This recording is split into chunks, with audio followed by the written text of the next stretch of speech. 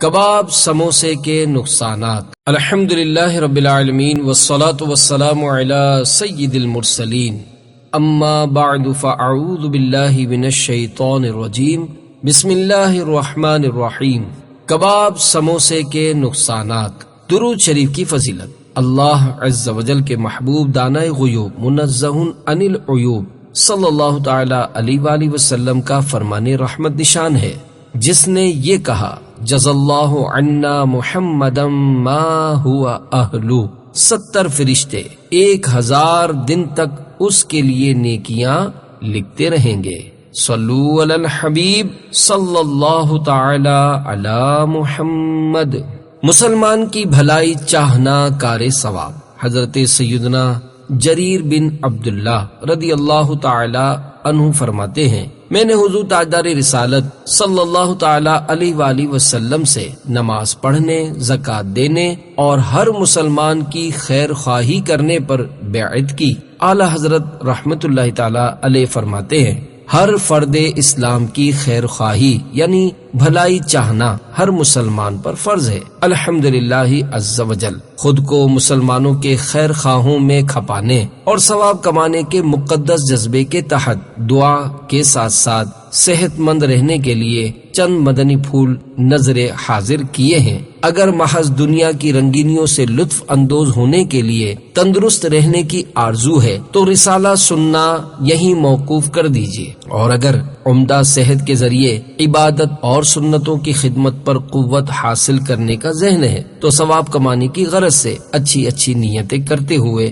درود شریف پڑھ کر آگے بڑھیے اور رسالہ مکمل سنیے۔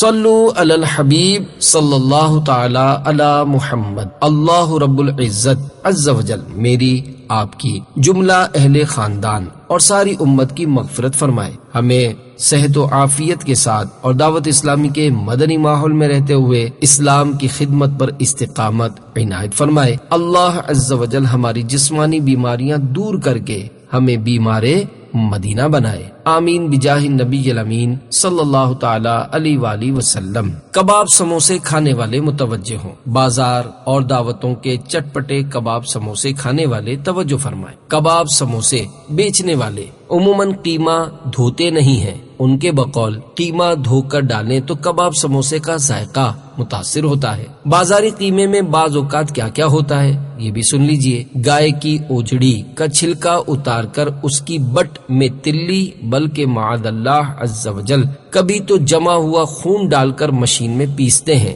اس طرح سفید بٹ کے قیمے کا رنگ گوشت کی مانند گلابی ہو جاتا اور وہ دھوکے سے گوشت کے قیمے میں کھپا دیا جاتا ہے۔ بسا اوقات کباب سموسے والے حسب ضرورت ادرک، لہسن وغیرہ بھی اسی قیمے کے ساتھ ہی پسوا لیتے ہیں۔ اب اس قیمے کے دھونے کا سوال ہی پیدا نہیں ہوتا، اسی قیمے میں مرچ مسالہ ڈال کر بھون کر اس کے کباب سموسے بنا کر فروخت کرتے ہیں۔ ہوٹلوں میں بھی اسی طرح کے قیمے کے سالن کا اندیشہ رہتا ہے۔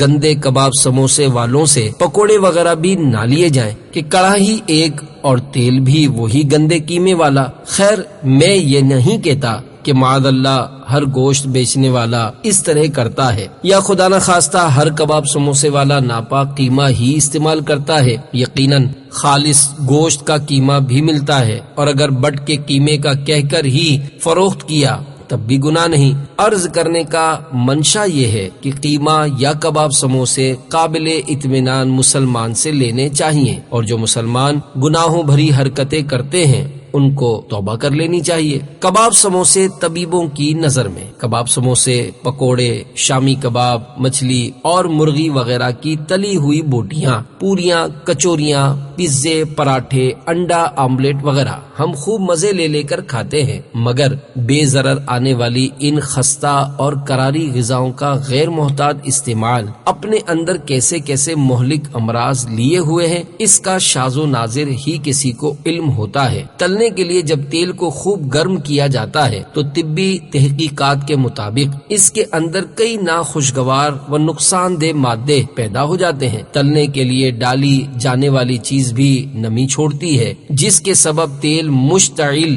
ہو کر چٹاخ چٹاخ کا شور مچاتا ہے، جو کہ اس کے کیمیائی اجزاء کی توڑ پھوڑ کی علامت ہے، اور اس کے سبب غذائی اجزاء اور وٹامنز تباہ ہو جاتے ہیں۔ یا رب لذات نفسانی سے بچا کہ 19 حروف کی نسبت سے تلی ہوئی چیزوں سے ہونے والی 19 بیماریوں کی نشاندہی۔ نمبر 1، بدن کا وزن بڑھتا ہے۔ نمبر 2، آنتوں کی دیواروں کو نقصان پہنچتا ہے۔ نمبر 3، اجابت یعنی پیٹ کی صفائی میں گڑبڑ پیدا ہوتی ہے۔ نمبر 4، پیٹ کا درد۔ نمبر 5، متلی۔ نمبر 6، قے یا۔ نمبر 7، اسہال یعنی پانی جیسے دست ہو سکتے ہیں۔ نمبر 8، چربی کے مقابلے میں تلی ہوئی چیزوں کا استعمال زیادہ تیزی کے ساتھ خون میں نقصان دہ کولیسٹرول یعنی LDL بناتا ہے۔ نمبر 9، مفید کولیسٹرول یعنی HDL میں کمی آتی ہے۔ نمبر 10، خون میں لوتھڑے یعنی جمی ہوئی ٹکڑیاں بنتی ہیں۔ نمبر 11، ہاضمہ خراب ہوتا ہے۔ نمبر 12، گیس ہوتی ہے۔ نمبر 13، زیادہ گرم کردہ تیل میں ایک زہریلا مادہ ایکرولین پیدا ہو جاتا ہے، جو کہ آنتوں میں خراش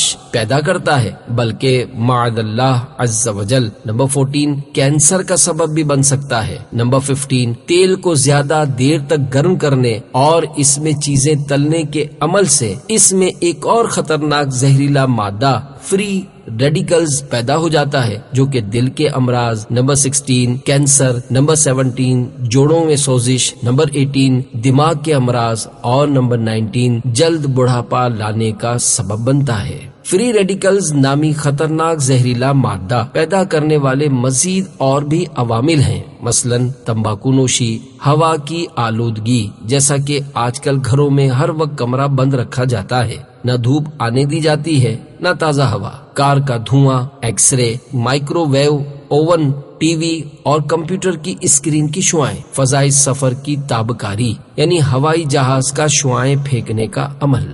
خطرناک زہر کا توڑ۔ اللہ عز و جل نے اس خطرناک زہر یعنی فری ریڈیکلز کا توڑ بھی پیدا فرمایا ہے، چنانچہ جن سبزیوں اور پھلوں کا رنگ سبز، زرد یا نارنجی یعنی سرخی مائل زرد ہوتا ہے، یہ اس خطرناک زہر کو تباہ کر دیتے ہیں۔ اس طرح کے پھلوں اور سبزیوں کا رنگ جس قدر گہرا ہوگا، ان میں وٹامنز اور معدنی اجزاء کی مقدار بھی زیادہ ہوتی ہے، اور اس کا زہر کا زیادہ قوت کے ساتھ توڑ کرتے ہیں۔ صلو علی الحبیب صلی اللہ تعالی علی محمد۔ تلی ہوئی چیزوں کا نقصان کم کرنے کا طریقہ۔ 2 باتوں پر عمل کرنے سے تلی ہوئی چیزوں کے نقصانات میں کمی آ سکتی ہے۔ نمبر 1، کباب، سموسے، پکوڑے، انڈا آملیٹ، مچھلی وغیرہ تلنے کے لیے جو کڑھائی یا فرائی پین استعمال کیا جائے وہ نان اسٹک ہو۔ نمبر 2، تلنے کے بعد ایک ایک چیز کو بے خوشبو ٹیشو پیپر میں اچھی طرح لپیٹ لیا جائے تاکہ کچھ نہ کچھ تیل جذب ہو جائے۔ بچا ہوا تیل دوبارہ استعمال کرنے کا طریقہ۔ ماہرین کا کہنا ہے کہ ایک بار تلنے کے لیے استعمال کرنے کے بعد تیل کو دوبارہ گرم نہ کیا جائے۔ اگر دوبارہ استعمال کرنا ہو تو اس کا طریقہ یہ ہے کہ اس کو چھان کر ریفریجریٹر میں رکھ دیا جائے، بغیر چھانے فریج میں نہ رکھا جائے۔ فن طب یقینی نہیں۔ تلی ہوئی چیزوں کے نقصانات کے تعلق سے میں نے جو کچھ عرض کیا وہ میری اپنی نہیں، طبیبوں کی تحقیق ہے۔ یہ اصول یاد رکھنے کے قابل ہے کہ فن طب سارے کا سارا ظنی ہے، یقینی نہیں۔ یا رب مصطفیٰ ہمیں مدینۃ المنورہ کی نعمتیں نصیب فرما کہ 41 حروف کی نسبت سے غذاؤں کے بارے میں 41 مدنی پھول۔ نمبر 1، چاکلیٹ اور مٹھائیاں زیادہ کھانے سے دانت خراب ہو جاتے ہیں، کیونکہ چینی کے ذرات دانتوں پر چپک کر مخصوص جراثیم کی افزائش کا سبب بنتے ہیں۔ نمبر 2، بچے چاکلیٹ کے شیدائی ہوتے ہیں، ان کو بچانا ضروری ہے۔ چاکلیٹ یا اس کی پنی پر چند مرتبہ کوئی کڑوی چیز یا مرچیں وغیرہ لگا دی جائیں، جس سے ان کو چاکلیٹ سے دلچسپی ختم ہو جائے۔ نمبر 3، پروسیس کردہ ٹن پیک غذاؤں کو محفوظ کرنے کے لیے سوڈیم نائٹریٹ نامی کیمیکل ڈالا جاتا ہے۔ اس کا مسلسل استعمال سرطان کی گانٹھ یعنی کینسر ٹیومر بناتا ہے۔ نمبر 4، آئس کریم کے ایک کپ یعنی 210 ملی لیٹر میں 84 ملی گرام کولیسٹرول ہوتا ہے۔ نمبر 5، 250 گرام کی بوتل یعنی کولڈ ڈرنک میں تقریباً 7 چمچ چینی ہوتی ہے۔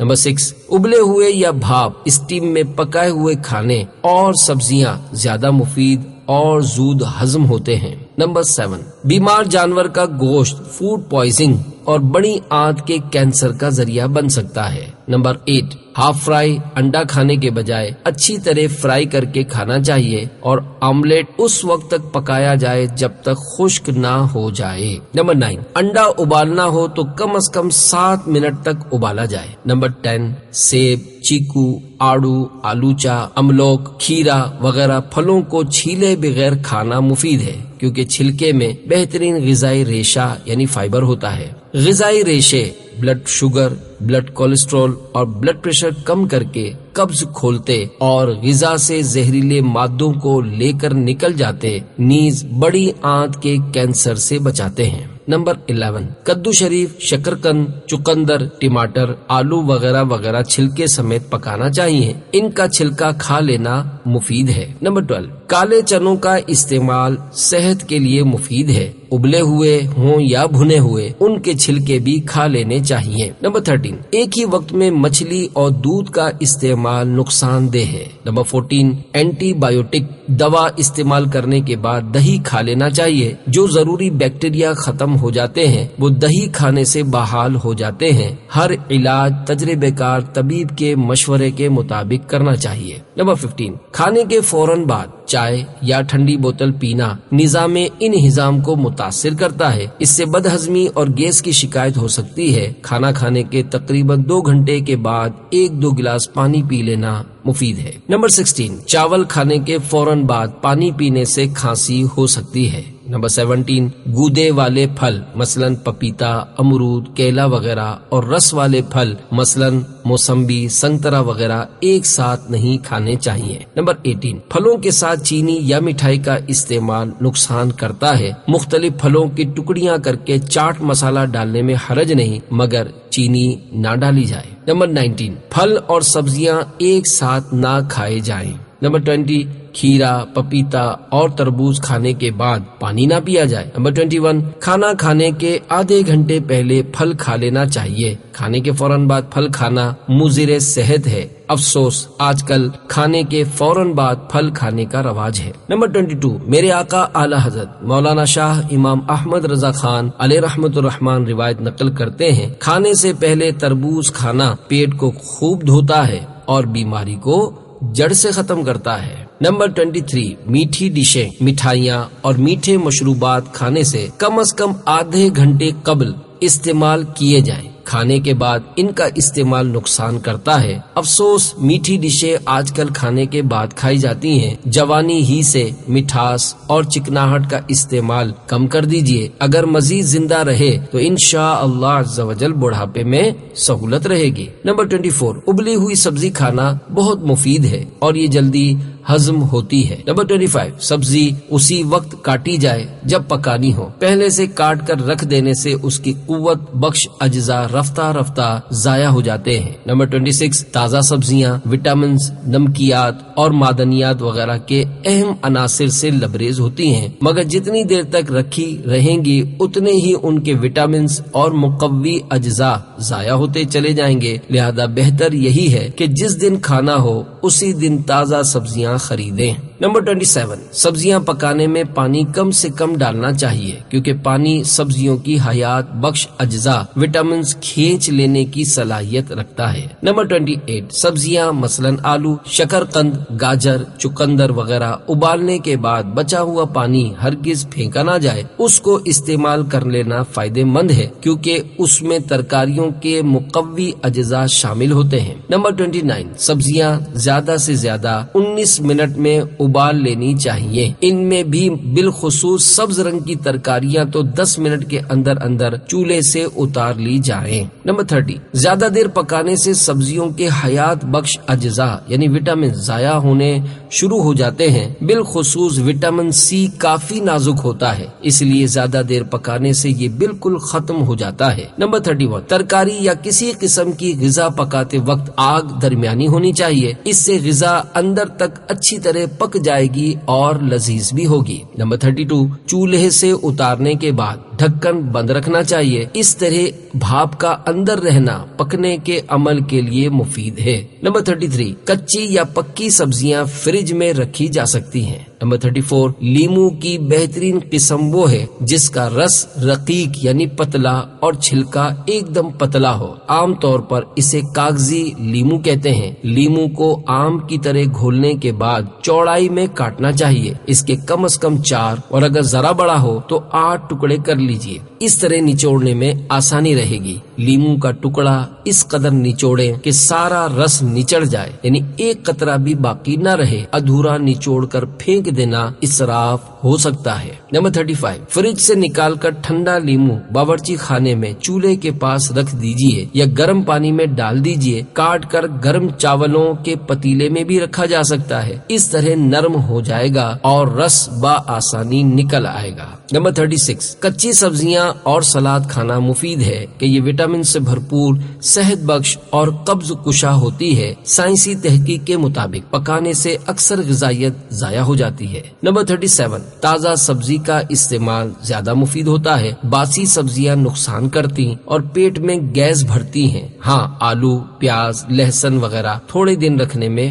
حرج نہیں۔ نمبر 38، سبزی، پھل اور اناج میں موجود غذائیت کا حارث یعنی محافظ اس کا چھلکا ہوتا ہے، لہذا ان میں سے جو چیز چھلکے کے ساتھ بآسانی کھائی جا سکتی ہے اس کا چھلکا نہیں اتارنا چاہیے۔ جس کا چھلکا سخت ہوتا ہے اور نہیں کھایا جاتا اس کی بھی صرف ہلکی سی تہ وہ بھی آہستہ آہستہ اتارنی چاہیے۔ چھلکا جس قدر موٹا اتاریں گے اتنے ہی وٹامنز اور قوت بخش اجزاء ضائع ہوں گے۔ نمبر 39، پالش کیے ہوئے گندم، چاول اور دالوں کا آج کل استعمال عام ہے۔ آٹا بھی پالش کیے ہوئے گندم ہی کا ملتا ہے۔ پالش کی وجہ سے اناج کا غذائی ریشہ اور اس کی اوپری تہ جو وٹامن سے بھرپور ہوتی ہے برباد ہو جاتی ہے۔ نمبر 40، موسمبی، سنگترا وغیرہ کا موٹا چھلکا اتارنے کے بعد بچی ہوئی باریک جھلی کھا لیجیے۔ نمبر 41، حضرت مولا کائنات علی المرتضی شیر خدا کرم اللہ تعالی وجہہ الکریم فرماتے ہیں، انار کے دانے اس کی جھلی جو دانوں میں لپٹی ہوتی ہے کے ساتھ کھاؤ، کیونکہ اس سے معدے کی صفائی ہوتی ہے۔ کھانے کی احتیاطوں کی نرالی معلومات کے لیے فیضان سنت کا باب پیٹ کا قفل مدینہ پڑھ لیجیے۔ صلو علی الحبیب صلی اللہ تعالی علی محمد۔